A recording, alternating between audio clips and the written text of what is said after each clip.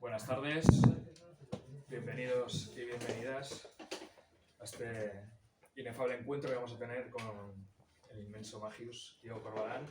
Y yo creo que un día ideal, además, para presentar black metal con casi 40 grados aquí en Bilbao en junio. Menos mal que aquí en el Espacio Joker, de momento, tenemos un microclima adecuado para soportar este infierno en la tierra. Viene perfecto para hablar de black metal. Pero bueno, primero te voy a introducir un poco, si te parece. Magius, lo primero de todo, bienvenido. Además, creo que vas a aprovechar el fin de semana para pasarte por la esquena. Sí. Para echarte ahí unos bailes con la chavalada en ese festival para gente joven. Yo estuve ahí, por eso lo digo. Y bueno, esta foto es maravillosa, hay que verla. Muchos ya la habéis visto en internet, pero define un poco a este artista que tengo a mi derecha. Pero sí que es cierto que luego veremos cómo en esta foto están, te diría que no sé si todo, pero sí muchas de tus referencias y de tus influencias, ¿no? La resume de alguna manera. Sí, bueno, voy vestido de los que llevan los pasos de Semana Santa en Murcia, que es un traje muy característico porque la parte de abajo es como de huertano, que era el campesino típico de la huerta de Murcia, y eran los que llevaban los pasos porque eran los pobres, ¿no? Que llevaban. Ahora ha cambiado, ahora los que llevan esos pasos son gente con...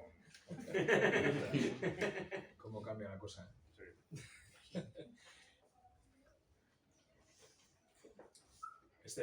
Esta portada en su momento a mí me cautivó, no pude evitar hacerme con un ejemplar. Todavía yo no te conocía, o casi, bueno, algún fanzine quizá, pero me llamó poderosamente la atención. Bueno, tiene relación con la imagen que acabamos de ver que has comentado, y ahí empezabas un poco a perfilar un poco tu personalidad como dibujante y guionista, ¿no? Como autor completo. Bueno, yo la verdad es que llevaba mucho, antes de hacer eso, llevaba mucho tiempo en el underground haciendo fanzines, y lo que pasa, yo estaba un poco perdido en cuanto al cómic, porque yo saqué los fanzines de Black Metal, el primer número por el 2001, y lo envié a una revista de metal extremo de Barcelona, que era Gerard Witch, y ahí me hicieron una reseña y empezó a escribirme gente interesada por el metal, ¿no? Gente que no leía cómics, pero escuchaba metal y les parecía una locura ese fanzine, y entonces me escribían y me lo pedían. Y me tiré un montón de años así, contacté con un montón de gente de fanzines de metal extremo, y hacía intercambios, hice algunas portadas para discos. Ahí tus seguidores eran más de la música, más Sí. el cómic todavía estaba Yo ahí. el cómic estaba muy perdido, porque yo creía que había ido al Salón del Cómic alguna vez, un par de veces, pero creía que era como el cómic era como rollo más de superhéroes o de otras cosas que no iban mucho conmigo, ¿no?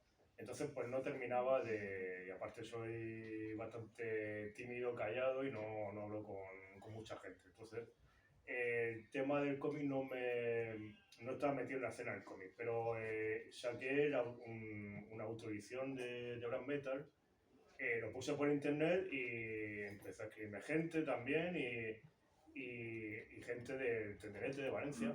Entonces fui al Tenderete de Valencia y empecé a hacer contactos y ya empecé a sacar fanzines en color como el de Murcia y a distribuirlo por la escena así underground del cómic. Y ya a partir de ahí empecé a ser como más conocido. Sí, ahí tirabas un poco por el folclore y por temas de ese icónico, ¿no? Temas icónicos de ahí de la fiesta y del folclore murciano. Sí, sobre todo el folclore, porque bueno, en Murcia, la ciudad de Murcia está en un valle con un río, el río Segura, y la huerta de Murcia es posiblemente la huerta más grande de Europa, es enorme. Y cada vez queda menos, se ha construido mucho ahí por el tema urbanístico, pero esa cultura de la huerta es muy potente, es muy fuerte, y yo me siento muy vinculado a ella. Y luego el tema de las cofradías de Semana Santa, hay como mucho rollo de, no sé si de mafia, pero tema económico también metido. Y luego el primer fanzine de Murcia lo hice pensando en un asesinato real que hubo en Murcia de unos holandeses, que ella era deportista de voleibol, de un equipo de voleibol de allí, pero su marido tenía negocios con el presidente del club. Entonces fueron a reclamar a Murcia dinero y los llevaron a una casa, o sea, fueron a una casa, les dieron una paliza, le rompieron todos los huesos y lo mataron y lo enterraron en un huerto de la huerta de Murcia. True crime. Entonces, en el primer fanzine de Murcia, que no había ni guión, porque yo no tenía ni historia siquiera, pues hice algo como una especie de mafia que mataba a la gente. Bueno, está claro el atractivo por la mafia, por ese tipo, por lo escabroso y por la liturgia también, porque de aquellos polvos vienen estos lodos. Estabas con tus fanzines de black metal, que ahora hablaremos más, porque evidentemente hemos venido a hablar de black metal, pero aquí ya vemos algunas imágenes de ese Murcia, que hay una liturgia, la religión, que también lo místico, y también lo podemos extender precisamente a las páginas de black metal. Sí, claro, a mí siempre me ha interesado esa temática religiosa. Yo no soy creyente, pero la temática religiosa, tanto pagana como cristiana y también judía y musulmana, siempre me ha interesado mucho. Y sobre todo en Murcia hay mucho, antes no tanto, pero ahora hay como muchos grupos de kikos, hay muchos Put Day también, y se están metiendo por, no sé, temas de empresa pública, empresa privada, se están metiendo mucho por ahí, ¿no? Un contraataque ahí. Sí. Y en cofradías también, en cofradías, bueno, hay gente metida en cofradías que conozco que son, a lo mejor se meten no son creyentes, pero salen en la procesión porque su padre o su abuelo han salido de toda la vida, ¿no? Pero de repente se encuentran estos kicks o estos de los Put Day que los van echando poco a poco de la cofradía, ¿no? Es una... Tomas de poder, ¿no? ¿Cómo? Que son tomas de poder, luchas... Sí, deja de ser algo familiar para convertirse en algo ya muy ultracatólico, sí. Ultracatólico y también de poder económico. Vale, vamos a la mafia, claramente, que es algo que te interesa sobremanera y pudimos ver también aquí en este cómic en el que también ahí estabas mutando un poco tu estilo, probando y experimentando también con tu estilo, con los colores. Cuéntanos un poco eso sobre tus comienzos. Sí, bueno, el método Gemini, bueno, quería hacer una historia sobre mafia inspirada en Los Soprano, en Scorsese, y encontré la historia de Roy DeMeo, que era un tipo que fundó, bueno, era un tipo que hacía trapicheo, que robaba coches, los desguazaba y vendía las piezas sueltas, pero luego también se montó un banco, el tipo, él solo. Pero aparte quería meterse en la mafia y consiguió meterse en la mafia porque aparte de montar coches, te montaba cadáveres y era muy bueno haciéndolo. Era lo que pasa, se le fue un poco la mano y al final acabó pues siendo víctima de la propia mafia, ¿no? Desapareciendo. Parece que la gente, ¿por qué no ven las películas de Scorsese? Sí, hombre, supongo que las vio, pero uno de los nuestros seguro que no. Porque... 70 eran, ¿no? Sí, él murió en el 83, creo. Sí. Lo mataron, lo encontraron su cadáver en un maletero de un coche. Y bueno, ahí en cuanto a estilo, pues yo quería hacer algo como de los 70, ¿no? De esa época, porque su carrera criminal, sobre todo en los 70, fue en la época en la que triunfó. Y entonces, pues pensé en el underground americano, ¿sí? En Robert Crumb, bueno, en los hermanos, bueno, el Shelton y tal. Y bueno, los Free Brothers. Sí, los Free Brothers. Y entonces pues hice un estilo así como que parece como caricatura, ¿no? Pero bueno, la historia es muy negra, o sea, no tiene comedia, sí. Pero bueno, una sí, es que no, negro total. Y bueno, pensé en los colores por el tema sobre todo porque hacer un cómic ya lleva mucho, dibujarlo, hacer el guión lleva mucho tiempo y entintarlo y luego meter el color es muy trabajoso, ¿no? Entonces pensé, voy a reducir los colores a tres pátinas, a azul, rojo y amarillo, y así es más fácil de colorear. Pero luego también pensé, claro, queda bien porque aparte le da un toque como infantil, pero también perverso, ¿no? Como de pesadilla, ¿no? Algo los cielos como amarillos y yo creo que da como una atmósfera muy, muy sucia, ¿no? Como a lo mejor, por ejemplo, hoy en Bilbao, ¿no? Que no hay sol, pero también hay calor, ¿no? Hay, no sé, algo muy pesado, muy caluroso, muy agobiante, ¿no? Y eso también es lo que... Y pasamos ya a otro paso más. para hablar de la mafia. Un cómic perfecto para leer en estos días, yo creo, para refrescarnos la memoria, y que gracias a además pudimos vivir una imagen también perversa, por no decirlo, y maravillosa, que fue cuando te dieron el premio nacional y estuviste salvando al propio rey, que evidentemente no se había leído Primavera para Madrid, también editado por Outsider, como Black Metal y demás, las obras que estamos hablando. Un cómic que a mí me encanta, donde cambias también ese color dorado, explicamos un poco, y también llevó una labor de documentación bastante importante. Sí, a mí se me ocurrió el primer para Madrid cuando estaba terminando el método Gemini, y bueno, yo creo que el método Gemini, el problema es que lo ambienté en Nueva York. Yo nunca he estado en Nueva York. Claro, para ambientar, o sea, hacer un cómic sobre un sitio donde nunca he ido, una época que nunca he ido, está bien, pero bueno, yo quería hacer algo más cercano, ¿no? Algún sitio donde podía ir a documentarme, y Madrid a mí me pillaba, bueno, vivo en Murcia, pero Murcia bien comunicado no está. No está bien comunicado, pero bueno, algún viaje se puede hacer a Madrid. Y bueno, el caso es que terminando el método Gemini, cuando estaba coloreando las páginas finales, pues escuché un podcast que era V, no sé si lo habéis escuchado, va sobre Villarejo, un podcast que está bastante bien. Y en uno de los capítulos habla sobre cuando López Madrid se enamoró de una dermatóloga, y esta dermatóloga fue apuñalada supuestamente por Villarejo. Y entonces a mí eso me impactó mucho, porque López Madrid era un amigo del rey desde hacía ya muchos años, y de hecho él iba de eso, y amigo también de la reina. Y entonces a mí eso me impactó mucho, y pensé, una historia de mafia, que en realidad es más política que ambientada en España en la época reciente, ¿no? Y como había pasado ya algunos años y más o menos se podía reflejar la historia, pues me puse a hacerlo. ¿Y por qué decidiste emplear el dorado? Bueno, eso fue una cosa de Ata, del editor. Ata, después de decir que es un editor muy cuidadoso con estas cosas. Bueno, un editor muy bueno. Y siempre se fija en ello, ¿no? Y bueno, simplemente yo quería darle color igualmente al cómic, porque la idea de que un cómic a color vende más y llama más la atención. Entonces hice una prueba en color, no me gustó, se lo dije a Ata y me dijo, oye, ¿por qué no lo hacemos? Tú lo haces en blanco y negro, pero luego el papel lo imprimimos sobre papel dorado. Y él hizo una prueba. Claro, el tema de que el dorado nunca o sea, un libro completamente dorado en una tienda normalmente no se ve. Y aparte refleja muy bien el tema del lujo, del ladrillo, de todo ese tema. Y entonces, bueno, hizo una prueba, quedaba muy bien. Y bueno, luego ya el tema técnico de sacar el libro es una odisea, pero vamos, sí que se podía hacer el asunto.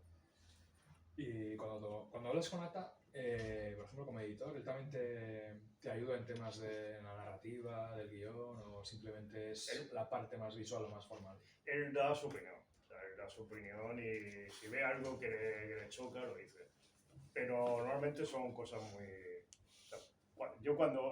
antes de hacer Método Gemini, envié una propuesta de un cómic que era como algo mitológico, un poco como el Génesis, y me dijo, a mí esto no me gusta, no voy a sacarlo. Y bueno, luego le envié el Método Gemini, le gustaba la historia, y entonces bien. Y bueno, siempre hay alguna cosa que me dice. En el último de Black Metal solo me dijo algo sobre el final, que yo hice un final como... Servicio técnico con el Ya yo. Bueno, el caso es que, bueno, no me acuerdo. Eso, que cuando hablas con Ata y tal, y como editor, es un poco la figura del editor, porque sí, muchas veces habla que en el mundo del cómic los editores a veces son bastante pasivos. O sea, otros no, otros se lo ocurren, evidentemente, pero que es como que tú entregas tu obra y ya está, y que a veces también incluso te encuentras el cómic, no sabes ni cómo va a ser editado papel, ni eliges el papel ni nada. Ya. Pero hay editores independientes, evidentemente, como puede ser el propio ATA, en Outsider, que sí que cuida todo eso, ¿no? Sí, ¿no? Y él te dice o sea, te dice Sí, hay una las conexión, medidas ¿no? de Y en el lo caso que de tiene pensado. Primavera para Madrid es vital. Yo creo que es importante la peculiaridad, una de las peculiaridades del libro es precisamente cómo está editado, ¿no? Sí, y bueno, claro, eso le da un plus porque él también maneja mucho el tema del marketing, él sabe lo que puede atraer a la gente y a mí eso me parece fundamental porque se editan muchos cómics al año y la labor del editor de que el cómic destaque no solo por... Claro, el libro puede ser muy bueno, pero si no llama la atención, pues la gente no pilla, ¿no? Sí, es complicada la promoción, sobre todo en el mundo del cómic, cuesta, ¿no? Estamos viendo algunas imágenes, ilustraciones tuyas, y que bueno, también lo vemos en los propios cómics, ¿no? Que te interesa mucho también la arquitectura. Los Sí. espacios arquitectónicos, también la quema de iglesias, pero eso hablaremos. Sí, no. Pero creo que va relacionado en realidad. Sí, en realidad sí, ¿no? Una forma de arte que va a una iglesia también, supongo, pero bueno, a mí la arquitectura sí, por ejemplo, en el método Gemini, pues de repente me puse a dibujar rascacielos y ya ni me daban las fotos, ¿no? El Nueva York del método Gemini está casi inventado, salvo algún puente y algún edificio así famoso, está todo como... Sí, me gusta mucho y bueno, aquí he inventado como una Murcia nueva. Está basada en la original, pero le he puesto como la antigua muralla que tenía y le he puesto el edificio, por ejemplo, ahí sale un edificio muy alto, azul, que es la Torre de la Catedral. Pero yo lo he puesto como si fuera el edificio Chrysler o algo así. Es como una mezcla, un futurismo entre medieval y una modernidad, no sé. Es una reinterpretación. Sí. Y vamos a Black Metal, si te parece. Vale. Ya lo has comentado antes, ¿no? Que empezaste un poco sin saber bien tu lugar en el mundo del cómic, en el maravilloso mundo del cómic, pero que tú estás con tus fanzines sobre Black Metal, que te interesaba musicalmente y demás, y te empiezas a mover ahí en el mundo musical. Y años después, diría que casi 20 años o bastante tiempo después, has retomado la idea, lo has rehecho, y con uno de los cambios creo que importantes es que los personajes son niños. En realidad siempre han sido niños. En los cómics lo que pasa, a lo mejor antes no lo reflejaba tanto porque ya a lo mejor la gente ya lo veía o bueno, no sé. Pero bueno, el tema de los niños es que simplemente claro, le da más comicidad, ¿no? Porque el 90% de la historia es real, está basada en hechos reales, pero claro, el tema de que sean niños hace que me tenga que inventar algunas cosas para justificar que un niño de 7 o 8 años vaya por toda Noruega quemando iglesias, ¿no? Porque necesita alguien que conduzca un coche y que sea como una especie de tutor, ¿no? Y en este caso era el novio de la madre, al que chantajea porque lo mete en sus crímenes, ¿no? Le hace copartícipe de sus crímenes. Claro, el hombre que va a decir, un niño va a quemar una iglesia, no se lo cree nadie. Bueno, tal y como vamos, nunca Sí. se sabe. ¿Y por qué decidiste retomar un poco esas ideas de los fanzines? Bueno, porque... Y reinterpretarlas. Bueno, reinterpretarlas no. O revisitarlo, más bien. Es revisitarlo, sí, revisitarlo. Pero bueno, es un cómic completamente nuevo que no había hecho antes. Y el tema era porque yo tenía un libro autoeditado con una historia de 50 páginas donde reflejaba toda esta historia y no estaba muy contento con el diseño de personajes y luego quería hacerlo más grande porque pensaba que esta historia merecía la pena que fuera un libro de 200 páginas, ¿no? Y bueno, simplemente pues me puse a hacerlo y hay gente que me conoce hacía tiempo que me ha dicho, pero ¿por qué lo hace otra vez? Eso no tiene sentido. Hombre. Bueno, es que al principio cuando salió yo hablaba con gente y me decía, no, pero eso ya lo tengo los fanzines. Y digo, no, que es nuevo y tal. Sí. Y... Sí. Bueno, yo he de confesarte que yo los fanzines, en su día tuve alguno en la mano, pero no llegué a leerlos. Por eso igual también he comentado lo de los niños, porque lo recordaba vagamente.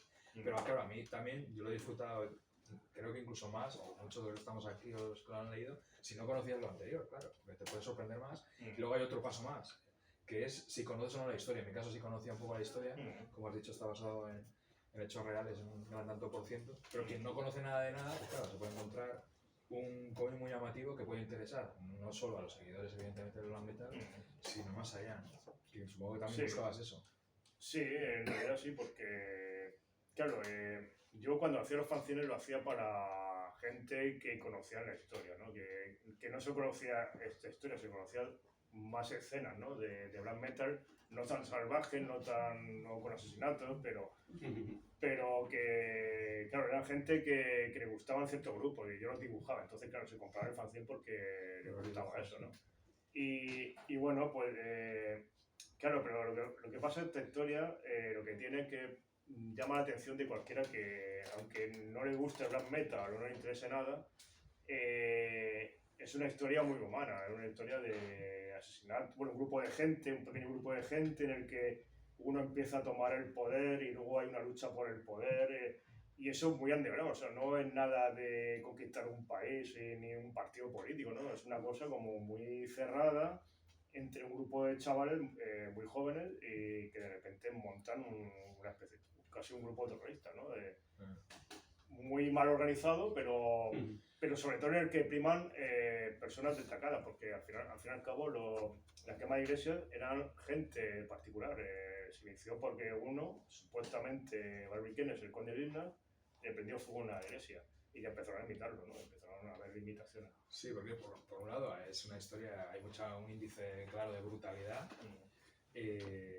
pero por otro lado hay cierta ingenuidad también, con lo cual el choque que hay aquí entre el fondo y forma al crear los personajes como niños le da un juego ahí bastante potente. Es un poco también lo que decías en el método Gemini, ¿no? Que esos colores que te pueden remitir también a veces a lo infantil casi, ¿no? Hay un contraste de que alimenta la perversidad, ¿no? Es un poco lo que has dicho antes. Sí, siempre he pensado, ¿no? Que una persona normal lleva su vida, ¿no? Intenta, pues, estudiar o ganarse la vida de una manera pacífica y trabajar, disfrutar del ocio y poco más, ¿no? Pero hay gente que va como más allá y es como una especie de juego, porque al final no ya una vida normal, pero ya una vida como de una película, ¿no? En la que realmente son capaces de ir más allá de la gente común, ¿no? Y bueno, el tema del método Gemini en la infancia, o sea, el tema de la infancia en el método Gemini era que el mafioso de niño quería ser mafioso y conseguía ser mafioso y seguía jugando, ¿no? A lo mejor otros niños de pequeños quieren ser gángster, pero luego crecen y se ven en la vida normal y no buscan problemas, pero sin embargo, esta persona, este mafioso, no teme nada, es como que vive, no sé si de forma inconsciente de alguna manera. Es una especie de juego y yo creo que esta gente, o sea, Barbie Kennedy y toda esta gente eran como niños jugando, sí. No sé si he entendido mucho, pero bueno. Sí.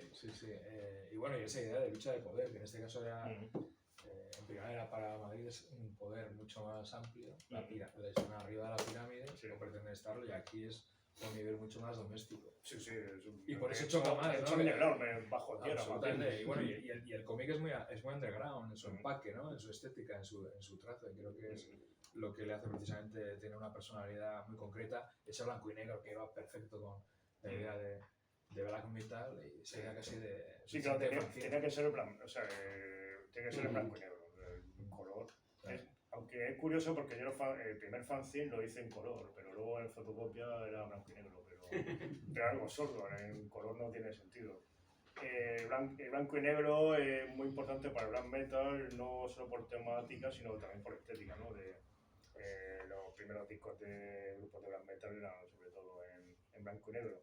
O la imagen que era a color, pero un color muy tenue, muy fúnebre.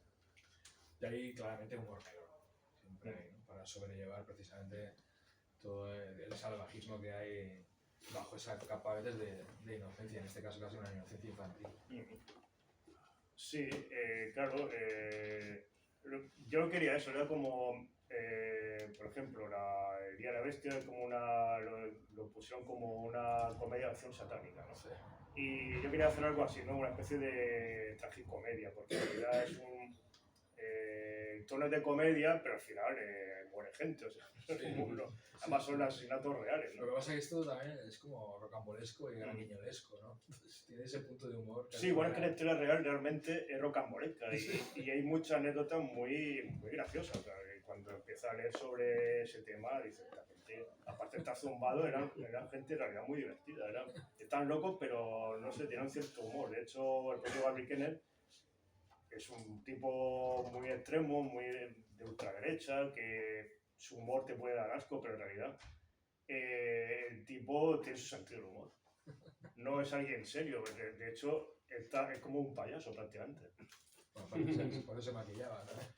Bueno, él no se maquillaba mucho, él no era muy aficionado a eso, pero bueno, el tema del maquillaje es como algo muy como el teatro griego antiguo, pero que quería expresar como esa tragedia, porque también el black metal es muy trágico, ¿no? Muy melancólico, ¿no? Tiene ese tema de la música que sea triste, que no sea alegre, que va en contra de la música pop, ¿no? Es el yin y el yang, ¿no?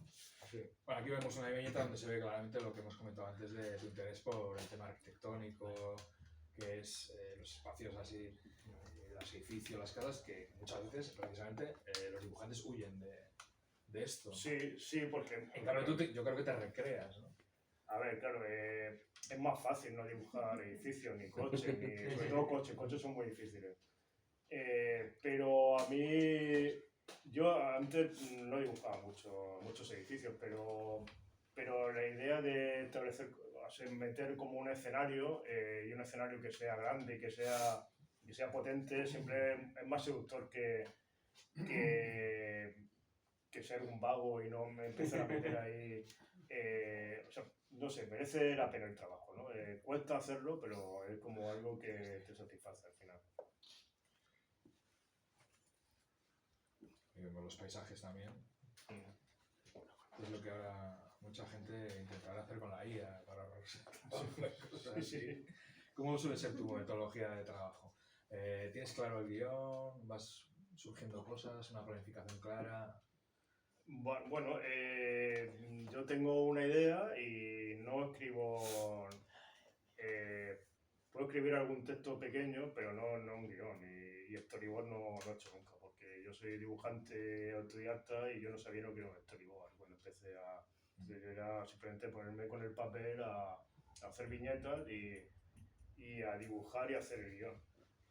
Yo el guión lo hago en las viñetas directamente, incluso antes de dibujar, y ya pues me pongo a dibujar y lo hago en tinto. Si sale algo mal, pues cojo otra hoja y ya está. Lo hago a lápiz, ¿no? Evidentemente, pero luego borro, pero claro, muchas veces no te sale de una cosa, entonces tienes que volver a empezar en otro papel. Pero bueno, la idea no es hacer storyboard ni guión. El guión se me van ocurriendo cosas y para otras cosas no tengo buena memoria, pero para eso sí que se me queda ahí como en el archivo.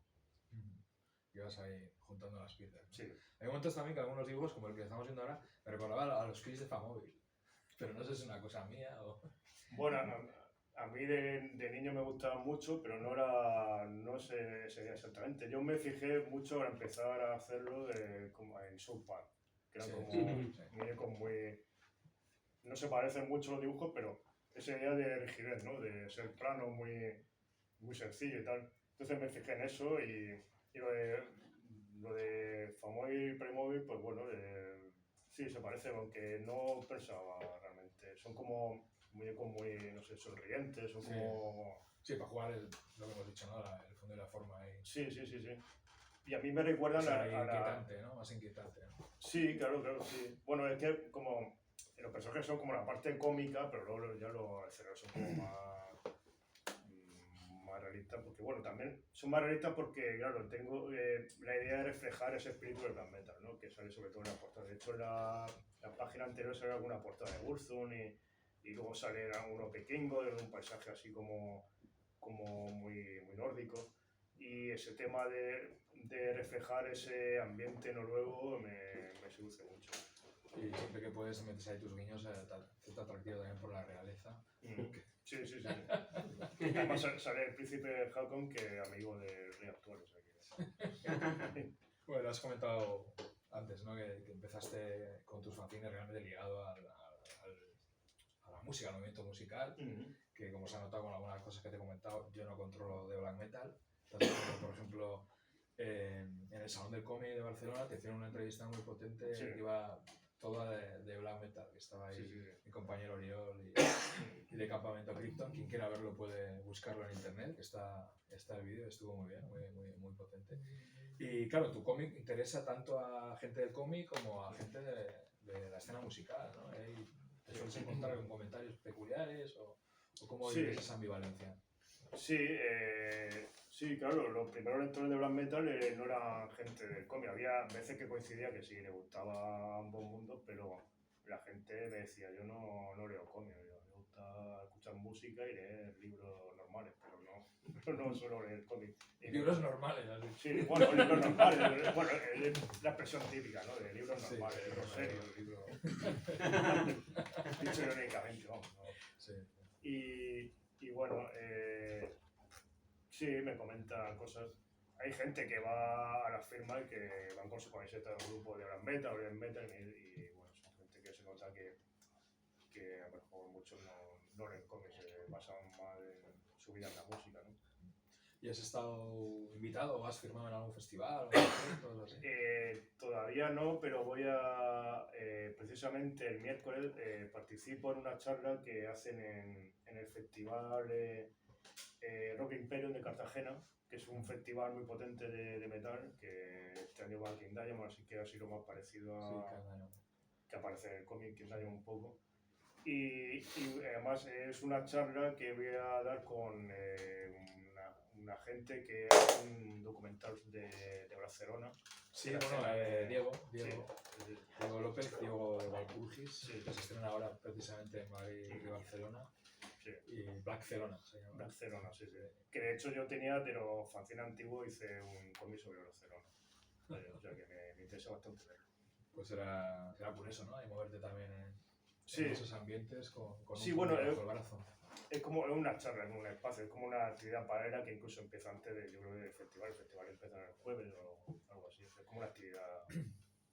A la hora de documentarte, ¿cómo lo has hecho? Porque hay un montón, ya hay hasta películas de este tema. Sí, también utilicé la película un poco para documentarme, porque claro. La película tiene un tono precisamente un poco paródico, casi, ¿no? Es que hay bastante humor. Sí, lo que pasa es, claro, la historia es una historia real y como historia real tiene de todo. Tiene cosas ridículas y cosas muy cabrosas, ¿no? Claro, pero precisamente de tan ridículo te hace gracia, inevitablemente, ¿no? Sí, bueno, y la película es que también es un poco ridícula. Igual carga un poco las tintas, ¿no? En ese lado más estrambótico, ¿no? Sí, porque la película está muy bien hecha, o sea, en realidad está muy bien documentada y muchas escenas están basadas en fotos, en vídeos y está muy bien recreado, ¿no? Pero luego, por ejemplo, hay una escena en el que Barbie Kennedy, va a matar a Euronymous y se hace un colacao mientras lo está matando.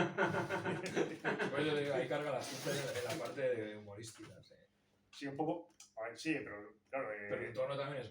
Yo vi esa película. Sí, pero yo vi esa película con un grupo de amigos de seguidores de black metal y uno que así. Parece una mierda. Muy tal, dijo esto no tiene. Yo la vi en Sitges. No me hace ni puta gracia. Claro, yo la vi en Sitges, entonces el marco era diferente, el ambiente era diferente. Y la gente se reía. La película yo creo que en general me gustó y sorprendió precisamente por eso. Aunque luego no ha tenido un recorrido. De hecho, ahora no me acuerdo ni del título, fíjate. Los of Chaos. Vale, es verdad. Es como el libro. Es como el libro, es verdad. Lord of Chaos. Supongo que el libro sí que te ha ayudado. El libro sí, claro, en su momento yo lo pedí a la biblioteca, porque estaba en inglés, y me lo trajeron y tal, y yo lo iba sacando, iba fotocopiando, iba traduciendo, y sacaba bastante información. Algunas veces me equivocaba en la traducción, porque yo el inglés no lo manejo muy bien, y a lo mejor dibujaba un cómic y ponía cosas que no eran en realidad, pero bueno, había muy poca información por esa época, y me basaba en la Metallicao, que era una revista que salía antes, que ponía algunos reportajes en Black Light, que también ponían algunas cosas, y luego en fanzines, cosas que me contaba la gente, o te compraban un disco y en el libreto te comentaban algo. Entonces había muy poca información, luego ya empezaron a aparecer documentales y tal, y bueno. Y luego se ve como en algunas viñetas has puesto ahí tú mismo en poner guiños claros a la gente amante del black metal. Bueno, camisetas con nombres de grupos, aporillo, con logos. Sí, Y sí, sí. supongo que también te habrá gustado, ¿no? Porque... Sí, claro, sí, sí. Sí, aparte, claro, yo es lo que sale ahí, ¿no? Pongo los nombres de los grupos, no intento reproducir el logo, sino pongo con letras así como muy... Porque, por ejemplo, el Euronymous lleva una camiseta de Mayhem, que bueno, el Euronymous nunca se puso una camiseta de Mayhem, pero yo siempre lo he puesto con esa camiseta de Mayhem y lo pongo así como muy... No reproduzco el logo como tal, lo hago muy sencillo. Y cuadros del Bosco. Bueno, la verdad es que las referencias son múltiples y de todo tipo, ¿no? Sí, claro, el tema del infierno, sobre todo el infierno nórdico, que hay mucho arte en el arte, o sea, mucho arte nórdico que ha reproducido el tema del infierno, sobre todo los pintores flamencos siempre han sacado ese tipo de temáticas. Y luego hay una película que es La brujería a través de los tiempos, que sale ahí en la anterior página. Una gran película y muy recomendable. Que es sueca. Sí. Entonces, claro, pega mucho, ¿no? Poner esa tradición nórdica, ese amor o miedo al infierno, que yo creo que a lo mejor en los países como protestantes hay como mayor miedo al infierno, ¿no? que en los católicos. Entonces, pues reflejar ese mundo. Pues, y luego también meter eso y luego meter cómo se mete el satanismo en el metal, ¿no? En la música. Porque en realidad no hay una conexión clara entre satanismo y música. Y claro, cómo va evolucionando en la cultura pop que va adoptando a magos como Aleister Crowley o gente como LaVey, ¿no? Que influyó tanto en Hollywood como en la música. Y como los primeros grupos hippies empiezan a abandonar el tema del pacifismo y se meten en el tema de la brujería, del satanismo, del paganismo. Bueno, hay sectas también por medio, ¿no? Sí. Sí, claro, y por ejemplo ahí sale un grupo así en plan hippie y tal, que era la chica que cantaba era bruja, era como bruja y tal. Y está dentro de la Wicca, ¿no? Era el movimiento como de paganismo en Inglaterra. Y bueno, y luego cómo se va metiendo, deja de ser algo aburrido el satanismo cuando Venom de repente recrean una atmósfera ahí satánica que en realidad era de broma, pero llamó la atención y de hecho Euronymous se lo tomó muy en serio. Euronymous tenía a Venom como una banda satánica de verdad, cuando en realidad todo el mundo sabe que era una broma. Pero bueno, siempre se juega mucho. No una broma, también una provocación, pero que no era tan real, ¿no? Pero eso siempre se juega en esos límites en el metal. O sea, no solo en el black metal, sino en el heavy metal, ¿no? La adoración al diablo, tal. Sí, ¿no? El King Diamond, por ejemplo. King Diamond pasa toca heavy metal, ¿no? Que hay gente que se lo toma igual demasiado en serio. Sí.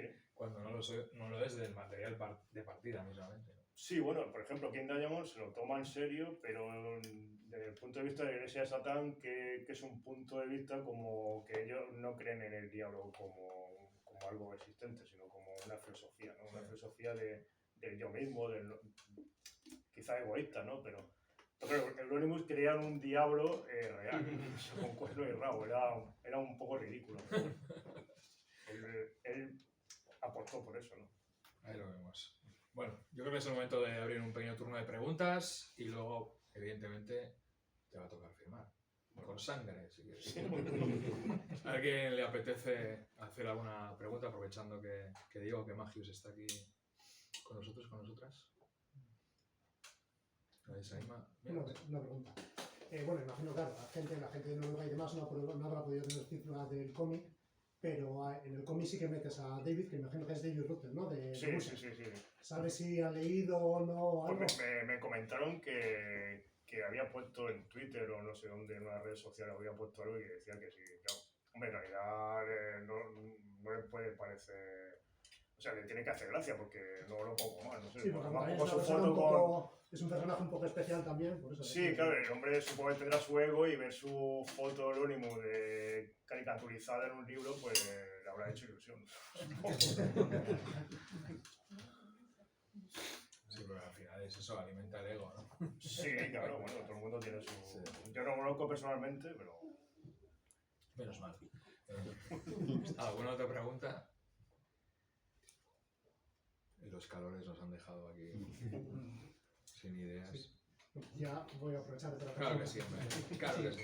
Cuando, al principio, cuando tienes la presentación de cada personaje, en el nombre tienes el seudónimo. Y de Monad de Immortal tienes puesto el nombre propio. ¿Por algún motivo específico?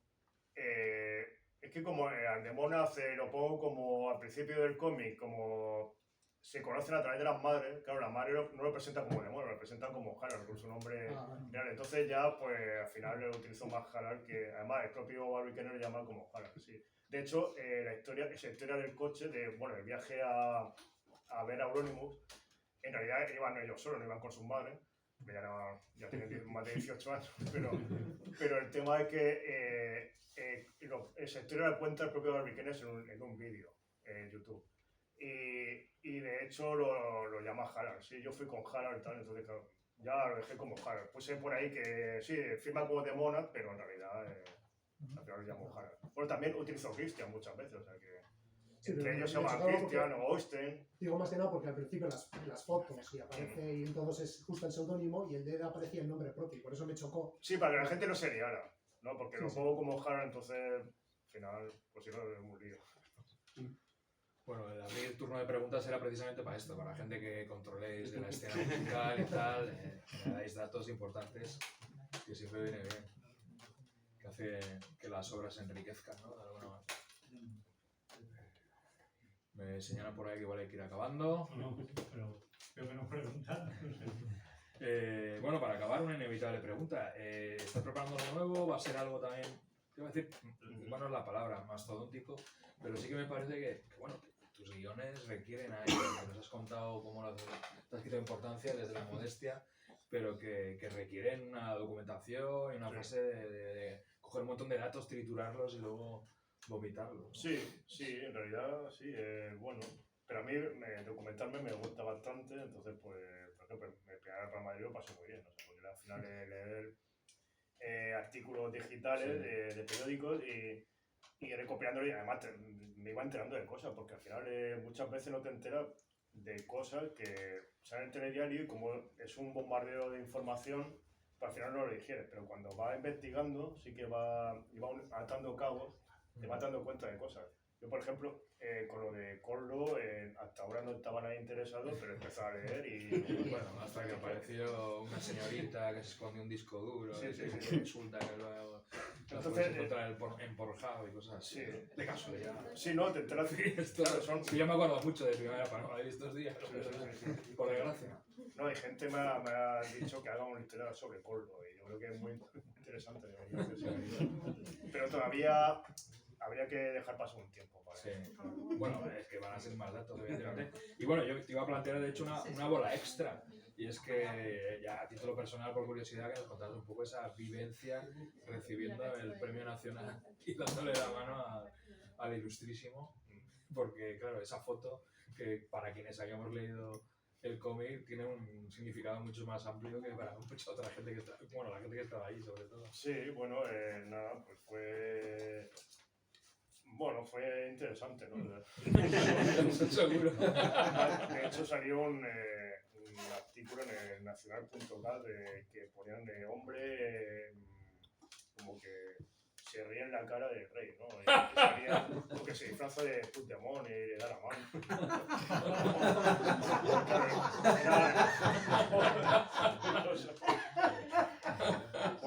Yo salía con el pelo sin barba, así como Puigdemont y gafas, y trajeado.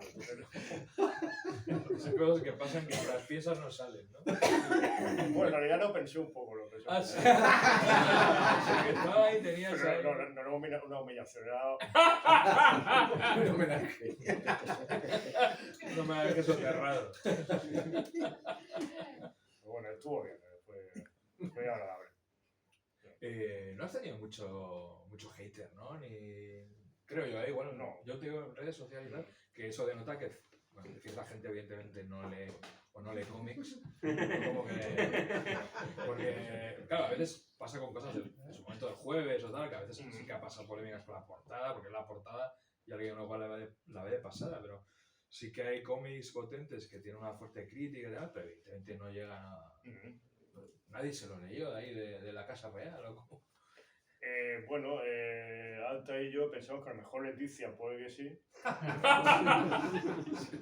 Porque la primera vez que me saludó me miró así como muy fijamente, la verdad es que me impactó bastante. Pero bueno, no lo sabemos. Y el rey seguro que no. El rey seguro que no ha ido, porque estaba algo más tranquilo. No te apretó la mano con fuerza, ni te dijo al oído, ya hablaremos. No dijo Sé nada. dónde vive tu familia. Nada de eso.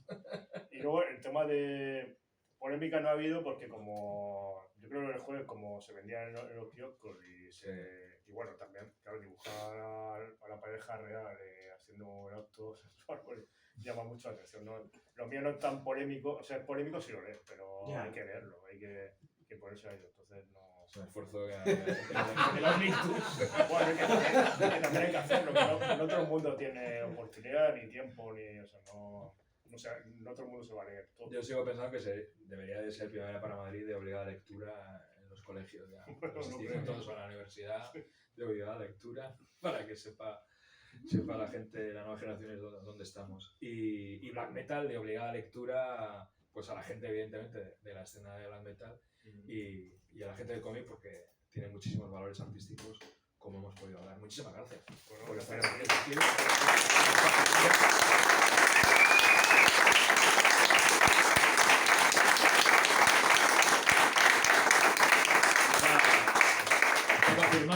Te toca firmar.